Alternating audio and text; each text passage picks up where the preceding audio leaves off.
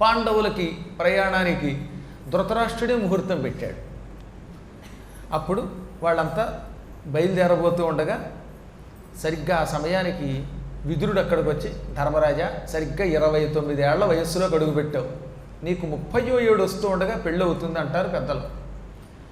నిజంగానే ఇప్పుడు ప్రస్తుతం ధర్మరాజు గారికి వారణాసి కొడుతున్నప్పుడు ఆయనకి 29 ఏళ్ళు, భీముడికి 28 ఏళ్ళు, దుర్యోధనాదులందరికీ 28 ఏళ్ళు. ఎందుకంటే భీముడికి వాళ్ళకి పెద్ద తేడా లేదు, క్షణములే తేడా కనుక.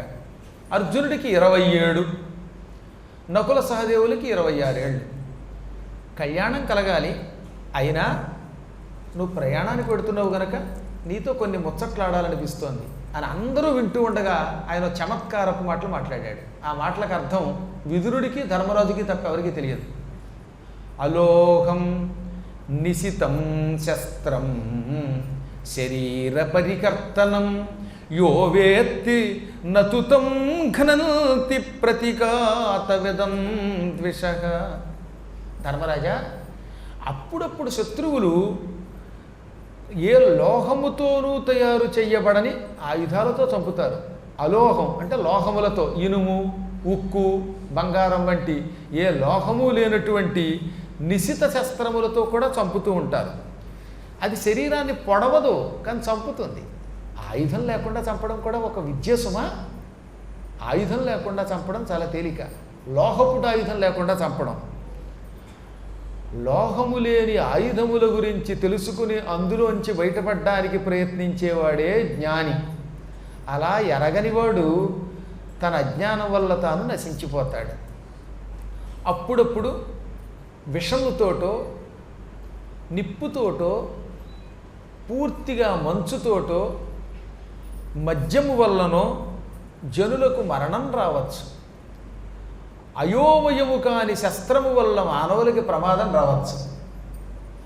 న దహేతి చాత్మానం యో రక్షతి సజీవతి కక్షఘ్న శిశిరఘ్నశ్చ మహాకక్షే విలోకస. ఇది చాలా విచిత్రమైన మాట. ఎప్పుడన్నా ఇంటికి నిప్పు అంటుకుందనుకో, అప్పుడు ఎలకలు మాత్రం బతుకుతాయి, ఎందుకంటే బిలంలో ఉంటాయి కనుక. అది తెలుసుకున్నవాడు యో రక్షతి సజీవతి, తనను రక్షణ చేసుకుంటాడు, బతుకుతాడు అని శుభమయ్యుడుగా కనుకని మీరు అన్నది అర్థమైందండి అన్నట్టు ఈయన. ప్రజలంతా మేము మీతో వచ్చేస్తాం, ఏదో కుట్రుంది మిమ్మల్ని పంపించి వస్తున్నారు, మీరు మాకు రారేమో, వారణాసినే పరిపాలిస్తారేమో, మాకు హస్తినాపురం వద్దంటే వాళ్ళందరినీ వెనక్కి తిప్పి పంపించి హస్తినాపురానికి మళ్ళీ తిరిగి వస్తానని నచ్చజెప్పి పంపాడు. అందరూ వీడుకోలిచ్చి వెళ్ళిపోయారు. ఇప్పుడు కుంతి పరుగు పరుగున ధర్మరాజు దగ్గరికి వచ్చి, విదురుడు ఏదో నీతో చెప్పాడు, నాకు అది సరిగ్గా అర్థం కాల, ఎవరికీ అర్థం కాలేదు. ఎలకేమిటి, రక్షణ పొందడం ఏమిటి, ఇందులో ఏదో నిగూఢమైన అర్థం ఉంది, నువ్వు కూడా నాకు అర్థమైందన్నావు అనగానే ఆయన చిరునవ్వు నవ్వి, మనం వెళ్ళే చోట ఆయుధములతో కాకుండా అగ్ని వల్ల మనకి చచ్చే యోగం ఉందని, అగ్ని ప్రమాదం నుంచి బయటపడడానికి ఎలకను ఉదాహరణగా చెప్పాడు. అంటే ఎప్పుడైనా నీకు కొంపలు తగలబడితే ఎలకలు కన్నంలోంచి బయటికి వెళ్ళిపోతాయి. నాయనలారా, మీరు వెళ్ళే ఇంట్లోంచి కూడా ఓ బిలమార్గాన్ని తవ్వించుకుని బయటపడండి, ఆ బిలమార్గాన్ని కూడా యో రక్షతి సజీవతి, ఆ తెలియజేసిన వాడే నిన్ను రక్షిస్తాడన్నాడు. అంటే అర్థం ఏంటో తెలుసా, చివరి మాట ఇంకా గొప్పది. యో రక్షతి సజీవతి అంటే బిలము గుండా ఎలకలు బయటకెడతాయి, బిలమును గ్రహిస్తే మీరు బయటపడతారు. ఇది గ్రహించి మీరు ఎవరి మీద ఆధారపడతారో వాడే మిమ్మల్ని రక్షిస్తాడు. అంటే బిలము నేనే తవ్విస్తానని చెప్పాడు. నేను కన్నం తవ్విస్తాను సొరంగం, అందులోంచి బయటపడండి అని ఆయన అభిప్రాయం అనగానే, ఇంత ప్రమాదం ఉంటే అసలు వెళ్ళడం ఎందుకు అన్నాడు భీముడు. అబ్బే, వెళ్ళకపోతే భీష్మాదులు అనుమానిస్తారు. ఏ ప్రమాదము ఉట్టినే మనం జరగకుండానే, అనగా ఏ ప్రమాదము జరగకుండానే అనుమానిస్తే మన మీద కూడా ప్రజలకు దురభిప్రాయం రావచ్చు. వెడదాం, వెళ్ళిన తర్వాత జాగరూకులమై ఉందాం అన్నాడు.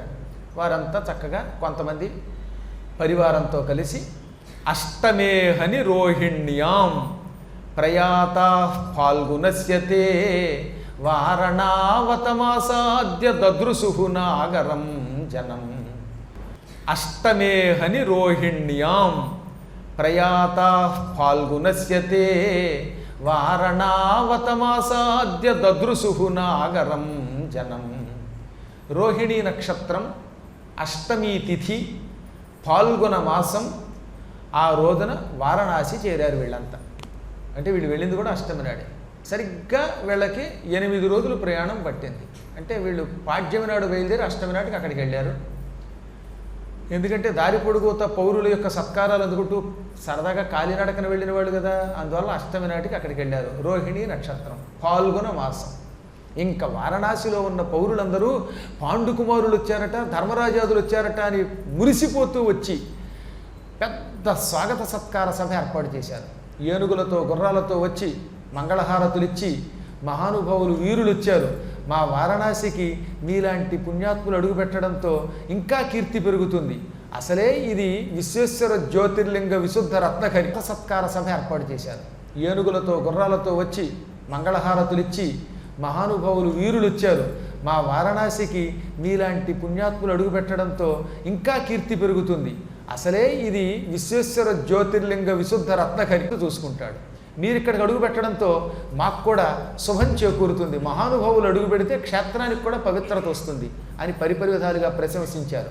ఒక విడిదిల్లు ఇచ్చారు. ఆ విడిదిలో చేరినటువంటి 2 రోజులకి అక్కడికి పురోచనుడు వచ్చి, మీకోసం ధృతరాష్ట్ర మహారాజు గారు అద్భుతమైన భవన నిర్మాణం చేయించాడు, ఇందులో ప్రవేశించండి అన్నట్ట. అంటే దశమి నాడు కొత్త భవనంలోకి వెళ్ళారు వీళ్ళు. ఏదో తాత్కాలికమైన విడిది ఇంట్లో ఉంటే ఉండవచ్చు కాక, కానీ ధృతరాష్ట్ర మహారాజు గారు మీరు వారణాసిలో ఉన్నంతకాలం ఈ అద్భుతమైన చతురమైన గృహంలో ఉండమన్నాడు. పక్కనే ఆయుధశాల కూడా ఉంది, మీకు కావాలంటే గదలు, కత్తులు, ఫెరంగులు, ఇవన్నీ మందుగుండు సామాగ్రి అన్నీ ఉంటాయి, టపాసులు అన్నీ అందులో ఉంటాయి. వాడు ఎంత టెక్నిక్ అండి! ఇదేమో లాక్షా గృహం, లక్క ఇల్లు, నిప్పు తగిలితే మండిపోతుంది. ఆ ఇంటి పక్కన ఫెరంగులు, టపాసులు, బాంబులు ఉండేటటువంటివి పెట్టాట. అంటే అవి ఇవి కలిస్తే ఎలా పేలిపోతారో ఆలోచించండి. ఆయుధాలలో ఏవో కత్తులు, ధనుస్సులు, గదలు మాత్రమే కాకుండా అతి భయంకరమైనటువంటి ఈ మందుగుండు సామగ్రి కూడా ఉంటుంది, అవన్నీ అందులో పెట్టించాడు. ఇది ఆయుధశాల, ఇది మీ లాక్షాగృహం. లాక్షాగృహం చెప్పడుగా, ఇది ఒక చతుర గృహం, ఇందులో ఉండండి సుఖంగా అనగానే, ఓహో ఎంత వినయమయ్యా, అతి వినయం నీది అన్నాడు ధర్మరాజు. అతి వినయం ధూర్త లక్షణం. అలా చెప్పకుండానే నీ వినయానికి మెచ్చుకున్నాను. అవును, నువ్వు దుర్యోధనుడికి అత్యంత ఆత్మీయుడివి కదా, అందువల్లే మా మీద అంత ప్రేమతో ఎంత చక్కని భవనం కట్టావు, ఇందులోనే ఉంటాం అని ఆ భవనంలో గడువు పెట్టాడు.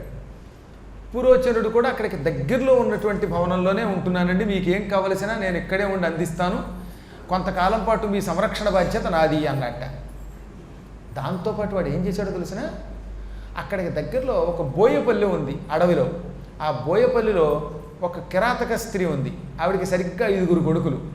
ఆ 5 కొడుకులతో పాటు ఆవిడని తీసుకొచ్చి, ఇదిగో నువ్వు ఎప్పుడు ఈ లాక్షాగృహం యొక్క అరుగుల మీదే పడుకో, ఈ లోపల వాళ్ళు ఏం మాట్లాడుకుంటారో, ఏం తింటారో, ఎప్పుడు ఏ పని చేస్తారో ఈ రహస్యాలు నాకు చెప్పు, ఇందుకోసం నీకు నేను ఎన్నో రకాలైన కానుకలు ఇస్తాను, ధనం ఇస్తాను, చీరలు ఇస్తాను, నీకు కళ్ళు అంటే ఇష్టం కదా, మంచి అసలు సిసలైన సరుకు పట్టుకొచ్చి 1వ నెంబర్ మద్యం నీకు ఇస్తాను అన్నట్ట.